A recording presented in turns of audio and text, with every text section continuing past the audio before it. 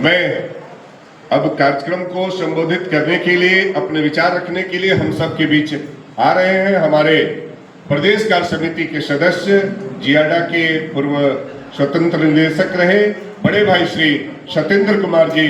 मैं आग्रह करूंगा कि आप आए और अपने विचारों को रखें। श्री सत्येंद्र कुमार जी।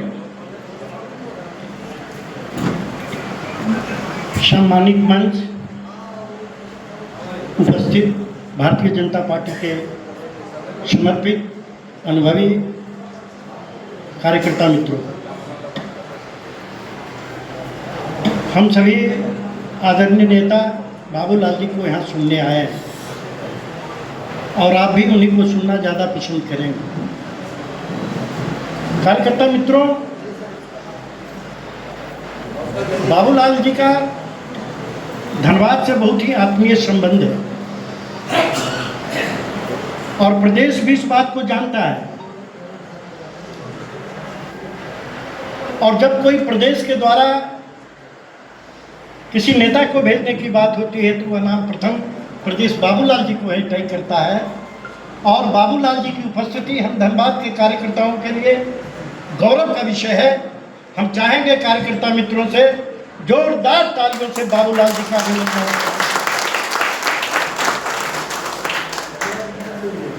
आज एक ऐसे महान विभूति और व्यक्तित्व का हम जन्मदिन मना रहे हैं जिसका इतिहास भारत के इतिहास के पन्नों में स्वर्ण अक्षरों से अंकित है। अभी चंद्रशेखर जी ने बताया, डॉक्टर श्यामा प्रसाद मुखर्जी बहुत ही विद्वान व्यक्तित्व, शिक्षाविद,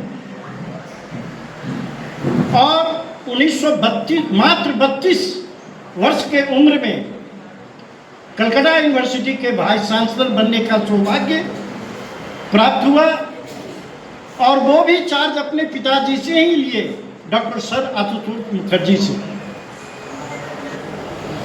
डॉक्टर मुखर्जी के मन, विचार, भाव राष्ट्रीयता से ओतप्रोत था और उन्होंने सार्वजनिक जीवन में आकर कुछ ऐसे काम किए जो कभी भुलाया नहीं जा सकता।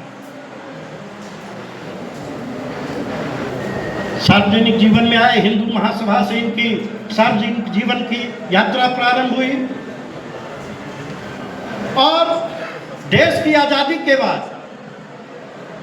दो ऐसे व्यक्ति भारत के मंत्री बनाए गए जो न तो कांग्रेस में थे न उनके कार्यकर्ता थे, लेकिन महात्मा गांधी के आग्रह, निवेदन या आदेश कहें, एक थे डॉक्टर भीमराव अंबेडकर और दूसरा थे डॉक्टर श्यामा प्रसाद मुखर्जी।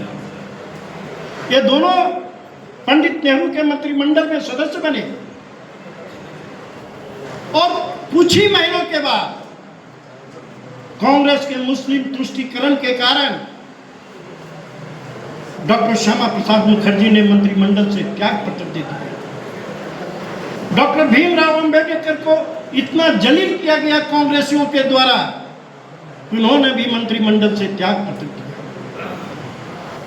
डॉक्टर श्यामा प्रसाद मुखर्जी की आत्मा में भारत माता के प्रति वेदना था, संवेदना था और वह समझ रहे थे कि भारत में एक ऐसी राजनीतिक पार्टी का गठन होना चाहिए जो भारत की संस्कृति और सभ्यता पर आधारित हो। डॉक्टर मुखर्जी उस वक्त सरसंघ चालक परम पूज्य गुरु जी के पास गए और उन्होंने कहा, गुरु जी, राष्ट्रीय स्वयंसेवक संघ को राजनीति में आना चाहिए और आप भारत की दिशा तय कीजिए।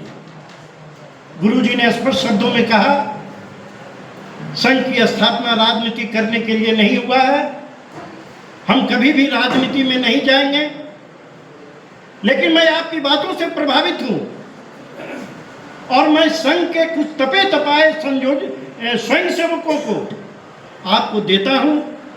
आप संगठन चलाइए, पार्टी का गठन कीजिए। और गुरु जी के उस आदेश के बाद अटल बिहारी वाजपेयी, सुंदर सिंह भंडारी, भैरव सिंह शेखावत, कई ऐसे असंख्य स्वयंसेवक डॉक्टर मुखर्जी को दिए गए, पंडित दीनदयाल उपाध्याय, बलराज माधव, कई हैं ऐसे।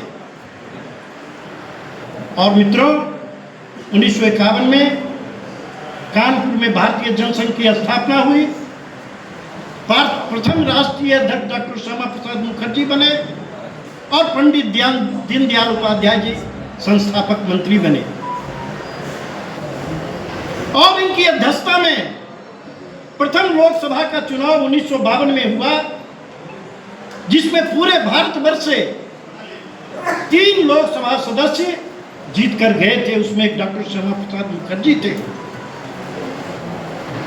डॉक्टर श्यामा प्रसाद मुखर्जी जो 3 सदस्यों के साथ सदन में गए, उन्होंने अकाली दल और छोटे छोटे दलों को मिलाकर नेशनल डेमोक्रेटिक फ्रंट बनाया, पहली बार भारत की संसद में।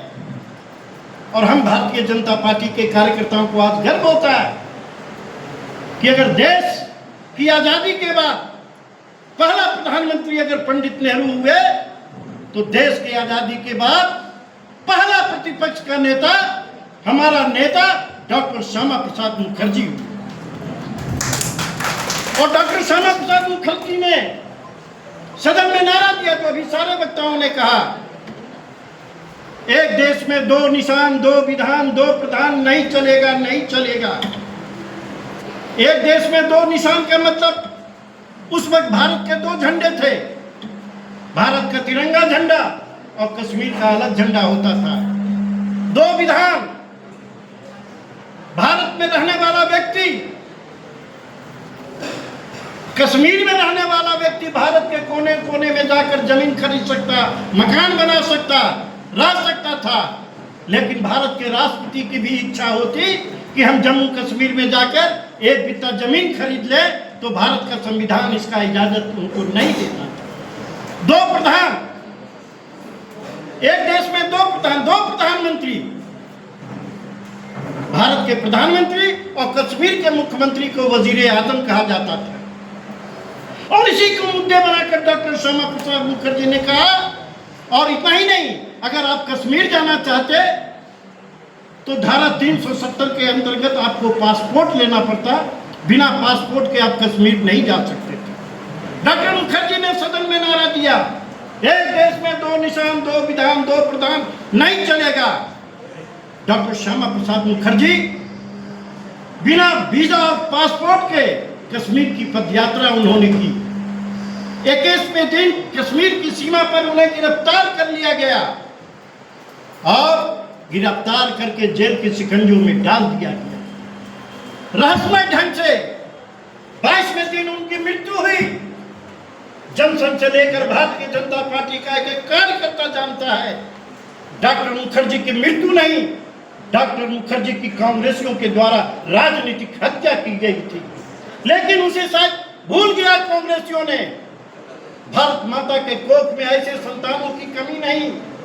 एक डॉक्टर श्यामा प्रसाद मुखर्जी चला गया तो आज भारत माता के गोद में भारतीय जनता पार्टी के कार्यकर्ता के रूप में लाखों लाख कार्यकर्ता बैठा है, जो भारत माता की रक्षा के लिए आज भी अपने प्राणों की आहुति देने के लिए तैयार है। मित्रों, आइए हम सभी उन अपने नेताओं से प्रेरणा लीजिए, संघर्ष का प्रेरणा लीजिए, त्याग का प्रेरणा लीजिए, धैर्य का प्रेरणा लीजिए। और भारतीय जनता पार्टी को आज इस सदन में भारतीय जनता पार्टी के कार्यकर्ता मोदी जी की को बधाई देना चाहता है। डॉक्टर श्यामा प्रसाद मुखर्जी के सपने को किसी ने पूरा किया तो भारत के प्रधानमंत्री नरेंद्र मोदी ने धारा 370 35 समाप्त करके डॉक्टर श्यामा प्रसाद मुखर्जी की आत्मा स्वर्ग के जिस कोने में विराजमान होगी, यह देखकर उनका आत्मा पुलकित होता होगा। मित्रों, आइए डॉक्टर श्यामा प्रसाद मुखर्जी के अधूरे कार्य को हम सभी कार्यकर्ता मिलकर आगे बढ़ाएं। बहुत बहुत धन्यवाद। नमस्कार, जोहार।